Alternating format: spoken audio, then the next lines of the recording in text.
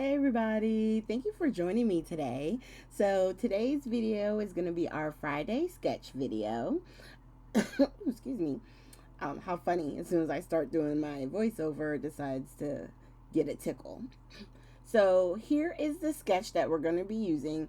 It didn't have a name on it, but I did save it on my Pinterest board, and my link to my Pinterest is always down in the bottom in the more section. Okay, so if you guys want to go check out that board, you can click over there and have a peek and follow it if you want. Okay, so with this one, we're going to be using some peel offs, the cupcakes paper from Catherine Pooler, and then I was going to use some of the gold paper, but I don't think we're going to wind up using any of that gold paper. So let's take a look. So what we're going to do, I liked how these snowflakes were kind of like a lighter gray up at the top and a darker gray on the bottom. And I just wanted to show you, I had this stencil. I think I used it on a live the other night, and I was like, you know what, it's right here. Let me clean it off. I'm going to use it again. So I decided to use the Hickory Smoke Distress ink on the bottom, and then on the top I'm going to use the new Distress ink, which is Lost Shadow. And I'm just using my blending tools to get this on.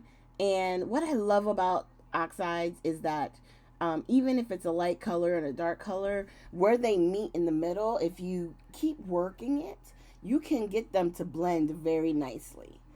And of course, depending on the paper that you're using, that can help too. Now, this cardstock is, I want to say, my Neenah. I want to say it's the 120-pound Neenah. So it's blending really well.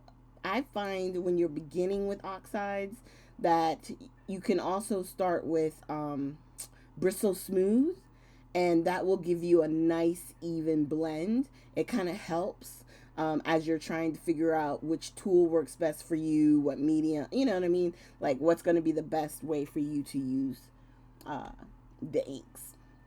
So real quick, we're going to ink up our stamp. And I told you for this month's sketches, I'm using all happy birthday, the same happy birthday sentiment, because sometimes you just need more happy birthday cards. You do.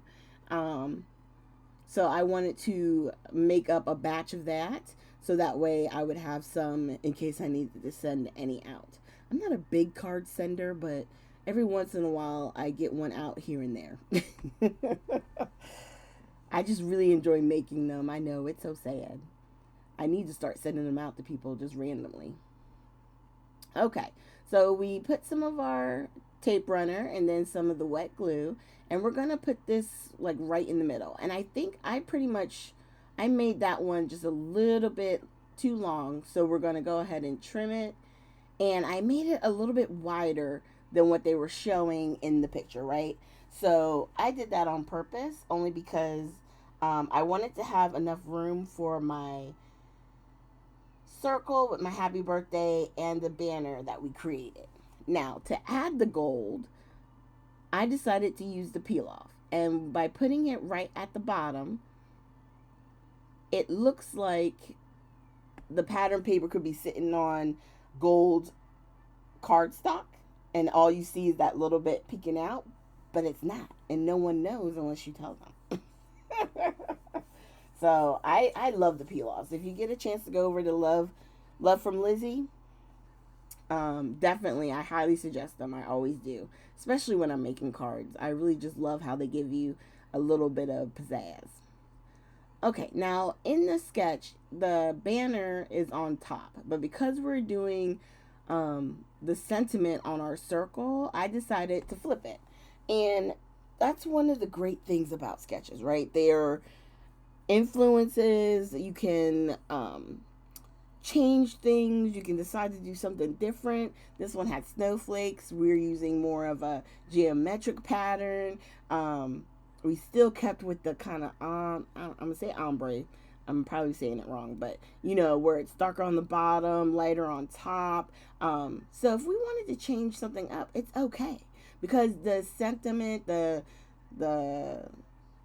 feel of the sketch is still there. Now, the only thing that I added is some of this Nuvo drop. And I really like this one, but I am finding that I'm having to kind of warm it up or roll it in my between my hands to try and get the glitter to kind of evenly distribute.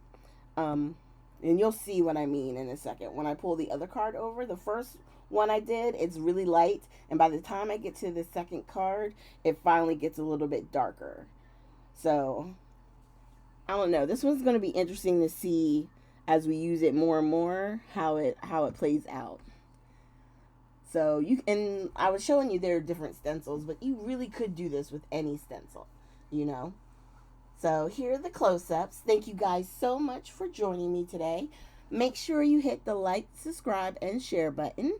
And leave a comment down below if you have a question or if you'd like to see more cards like this where we use stencils or a certain product. Just leave it down below and I will definitely put it on my to-do list and hopefully be able to do it in future videos.